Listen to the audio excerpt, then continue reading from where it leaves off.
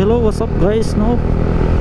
Good afternoon. So it's me again, Paul's Kimos TV. So ayun guys, no? Ngayon lang tayo nakapag-vlog ulit. So nandito pa rin tayo sa probinsya guys. At ewan ko kung bakit nandito pa rin ako. Hindi ko alam guys, no? So ayun guys, for today's vlog, so pupunta tayo sa Dipolog, Zamboanga del Norte. So from Calamba, Misamis Occidental, we inbound to Dipolog City. So ayun, bale gagala tayo guys, no? So actually guys, meron akong lalakarin pero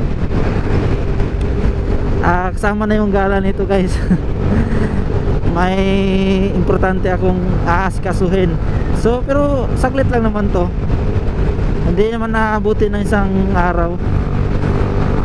So ayun, so nandito na tayo sa kabaan ng Rizal, Mapang, Zamboanga del Norte. So ayun, ang next nito guys, Dapitan.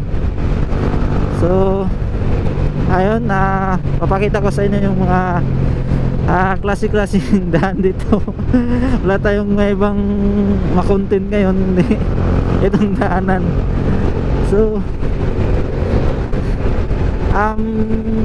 dito naman guys, sa ngayon hindi naman masyado mahigpit at paluwag na yung ano natin,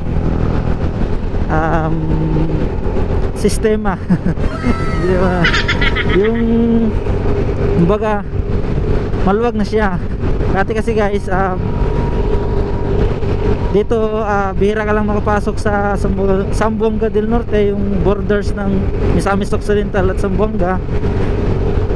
Ay kailangan talagang may i-provide ka na vaccine card. Number 1 yun. At normal naman yan guys kapag may checkpoint. So ayan yung mga kadalasan mga hinahanap. Pero number 1 talaga guys, pag may ang hinahanap talaga nila ay vaccine card. Or dati hinahanapan pa ng PCR test, no? So ayan. So ngayon ano, it's all 4 PM in ano ba tayong date ngayon? September 14. So ayan, no? So ayun guys, no? I-reveal ko dito kung bakit nandito pa rin ako sa probinsya namin. So number 1 yun guys,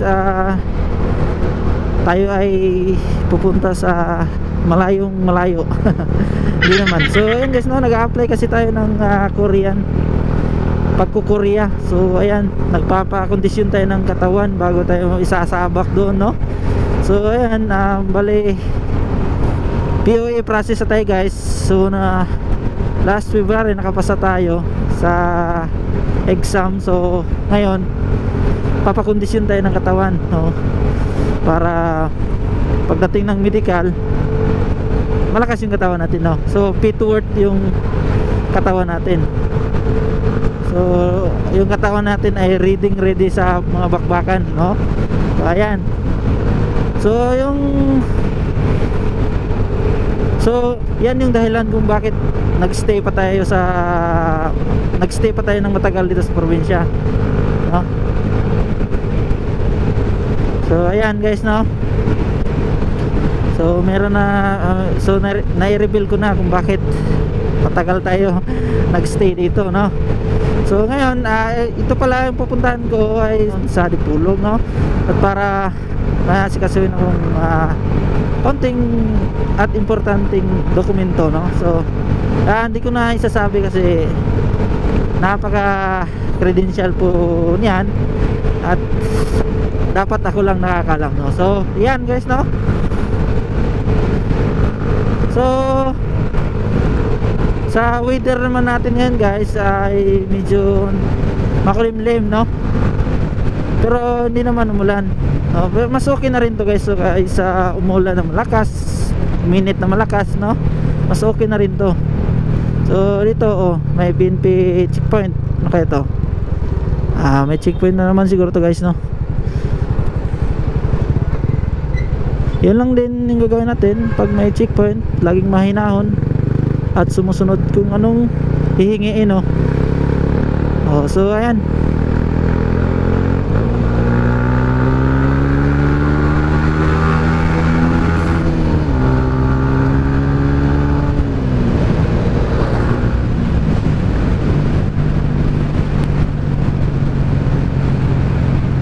So ayan, may ginagawa pala. Ayan, hindi na nakatingin sa kalsada. Ayan, hintik na. So ayan guys, now. So ito pala guys, yung kalsada namin dito. Dati-dati is ano lang, salubungan lang yung kalsada. So ngayon at napaayos na rin ito, no. Meron ng ano, meron ng widening road, no, ginawa. So nagiging dalawa sila kabilaan, no. So mas okay na rin to guys, na maluwag yung kalsada kaysa dati-rati is sobrang sikip to guys, no, pag na merong dumaan na malalaking sasakyan. So ito pa lang yung dinadaan natin guys ngayon, is ito yung main highway, no, main highway. Bagang sa Google Map nito is ano, Dipolog to Samis. O Samis to Dipolog, yan.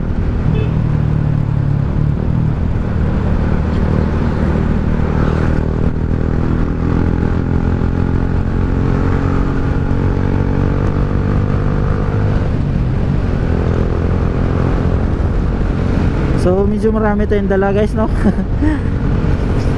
Nagdadala tayo ng mga gulay para pasalubog naman dun sa ano, pag pupuntahan natin sa, kumbaga pupunta kami rin sa kapatid namin, no. So nagdadala na rin ako ng gulay para may abot tayo na pasalubong.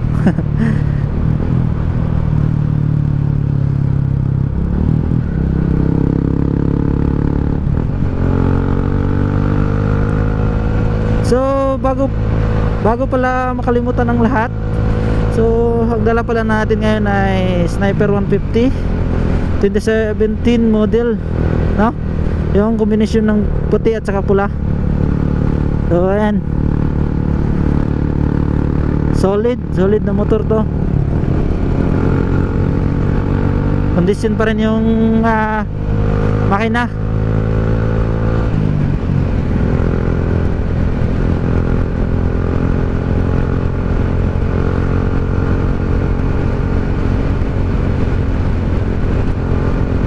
So dyan pala yung Manuel Resort, no, Manuel Resort. So medyo madulas dito. So yun, ganung kadulas guys, ay talagang mag-iwas-iwas tayo nung ganun, no. Talagang diretso yun. Pag itong unahan yung nadulas, talagang bagsak ka, no. So ayun, talagang yan din yung dapat iingatan natin.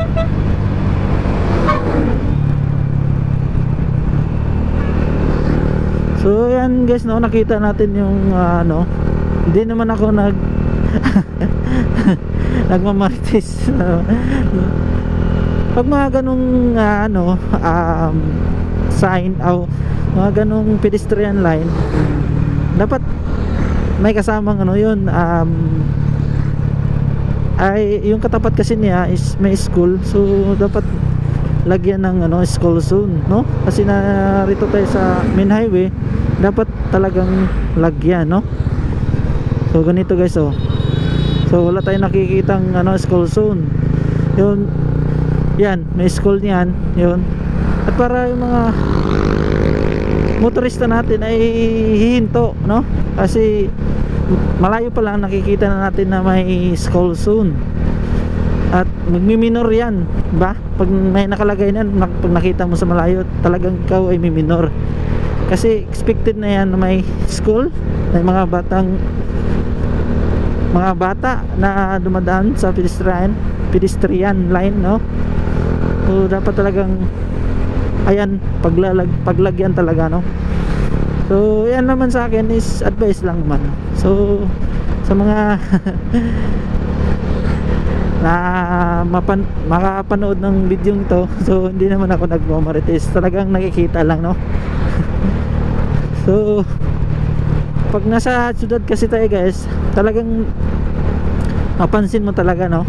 Pag may mga school at may pedestrian, dapat meron silang nakaharang na o meron silang nakalagay dyan na sign at nakalagay yung sulat na school zone, no? Kasi guys, hindi natin alam o biglang may dadaan ng mga estudyante, no? Eh alam naman natin na napakakulit din minsan ng mga bata, no? At bigla lang tatawid. So ayun lang, at ayun lang.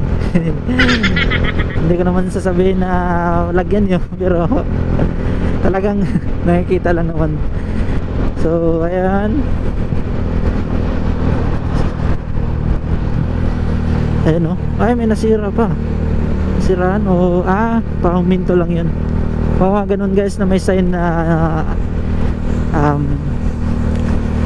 ito, triangle sa baba, it means na nagpapahinga or nasiraan. So yan.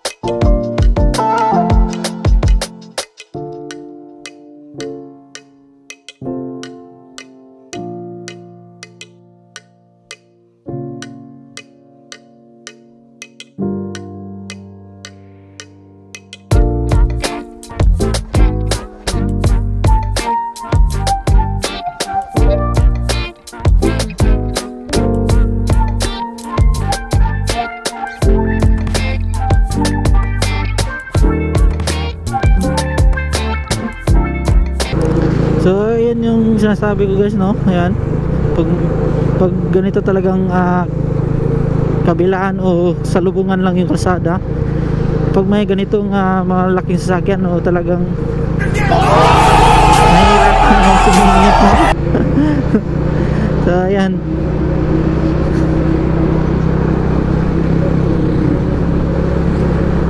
So talagang bantay sarado ka kung kailan ka mag-overtake, no? Kasi salubungan lang yung kalsada. Ayun, no?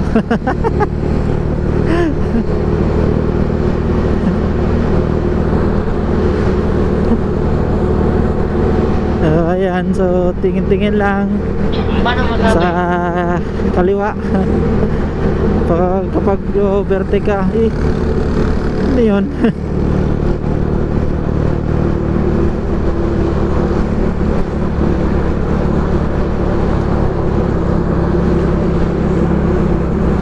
So kapag medyo mahirap, huwag mo na ituloy kapag ikaw ay natakot, no? So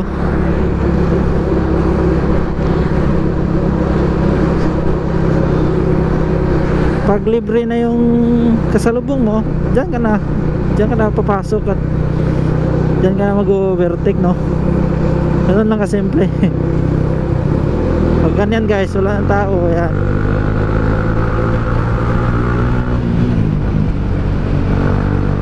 Ayan, nakita nyo naman, walang kasalubong. So diyan ka na papasok.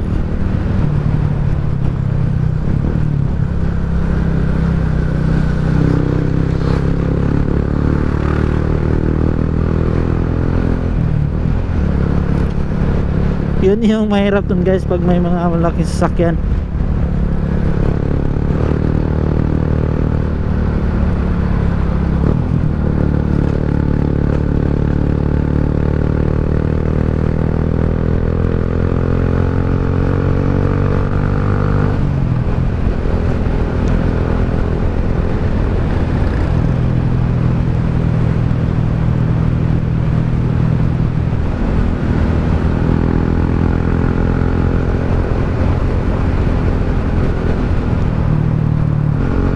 ayan guys, ito nakarating na rin itong mga ganitong sasakyan, no? Yung mga bao-bao guys. So itong mga baong-bao na to guys, nagmula ito sa India. So doon yan na-publish, no? Yung sasakyan na yan, tatlo yung gulong, no? Ayan. So ayun, yan guys, yan ganyan guys, no? So nag-export siguro sila dito sa Pilipinas. Ayan, at ngayon nagkaroon na rin, no? So ginagawa na ring pasahiruan ng pamamasyada. Ayun. So ayan. At yung makina pala niyan guys is nasa 200cc, no? Ewan kung meron pa bang mas mataas na cc niyan. So ang pakakalam ko is 200cc yan, no? Makina niyan. So tatlo yung gulong. So maganda na rin, no? Maganda na rin pang family family outing, no? Pwede pang family outing. Sakay ka lang, no? So good for 6 or 5 people, no? So guys, no, actually first time ko talagang magmotor dito, no, papuntang Dipolog, no? So ngayon lang talaga tayo nakapagmotor nito. Kasi minsan dati pag pumupunta kami rito sa Dipolog, talagang nagbabas kami, no? So ngayon, at yung mga panahon na yun guys is wala pa tayong motor, no? So ngayon nagkaroon na tayo ng motor. So first time, no? First time talaga sa buhay natin na nakapagmotor papuntang Dipolog. So ayan. At yung gamit pala nating motor is Sniper, no? Napakagandang gamitin pag mga ganitong malayuan yung biyahe. So ayun guys, no, nakikita niyo yung bandang bundok yan, no? Napakaganda, no? Kahit sa ganitong medyo pababa na yung araw, so nakikita natin, no? Ayan, no? Hugis triangle yung bundok. So daming kahoy, no? Nakakapalibot sa kanya, no? Ayan.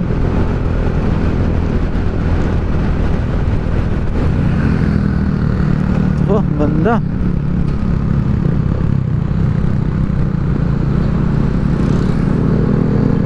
Ganda ng Aerox na pagka-sit up guys, oh. Yan, oh. Nakakatuwa kasi yung pipe niya nilagyan lang ng epoxy. Nilagyan lang ng epoxy. So maganda naman talaga tingnan, no?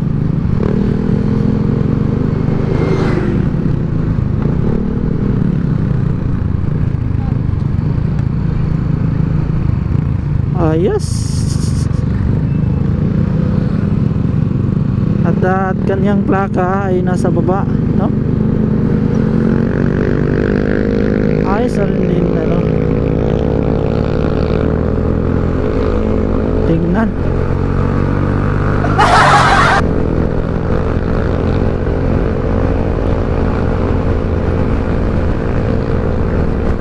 Yan, Dapitan Port. So yan yung Dapitan Port pala. So mabilis din pala tumakbo yun. Aerox na yun. Huwag na nating habulin at baka tayo ay panis. So kung wala lang tayong dala, pwede naman, no? Pero huwag nating idaan sa haras. Pwede naman tayong magpatakbo ng sakto lang, no? So ayan guys, no, yung mga tumatakbo pala ditong bus is yung Rural Transit, Rural Tours, Super 5. Yun mga kadalasang tumakbo. At wala nang iba pala guys, no? Okay.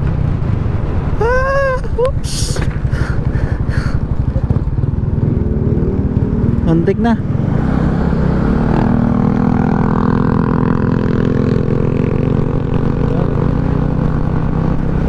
Muntik na. So So yun guys, no, muntik natin natamaan yung helmet, no.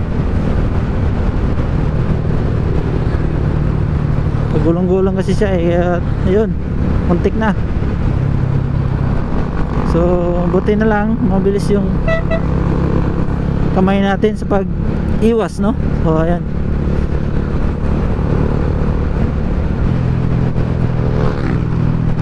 So ayan naman, oh, may Toyota Dipolog na pala dito. So yun, meron ng Toyota Dipolog branch. So ayos naman.